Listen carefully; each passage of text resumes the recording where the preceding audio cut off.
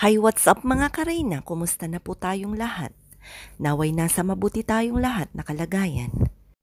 Usapin ngayon na magbabalikan ng araw ang ating minahal sa una pa lang sa social media, walang iba kung ang tambalang Edrin. At kung kayo ang tatanungin, sang-ayon ba kayo kung mangyayari man ito? Bago natin ituloy ang usaping ito, gusto ko munang magpasalamat sa lahat ng mga nag-subscribe upang mabuo ang ating 30K subscribers. Maraming salamat po sa inyong lahat.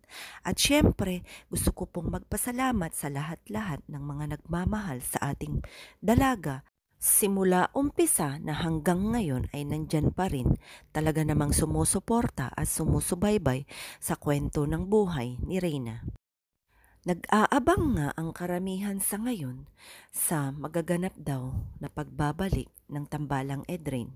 Para sa akin mga Karina, maganap man ito o hindi, ang mahalaga ay nakikita natin ang ating dalaga na talaga namang gumagaling ito at patuloy na nagpapagaling, lalong-lalo na para sa akin as ay mas kaabang-abang ang darating na gamutan ni Reyna at syempre ang ongoing na pabahay na plano para kay Reyna.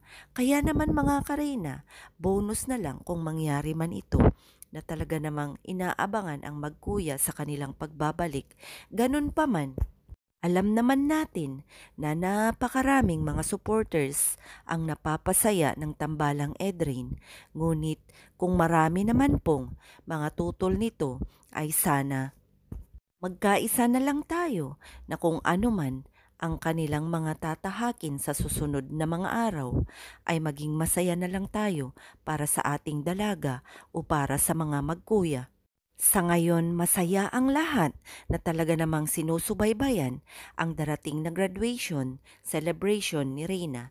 Kaya naman shout out sa lahat ng mga organizers at mga sponsors at syempre gusto kong i-shout out ang lahat-lahat ng mga Karena's best team ever natin dyan.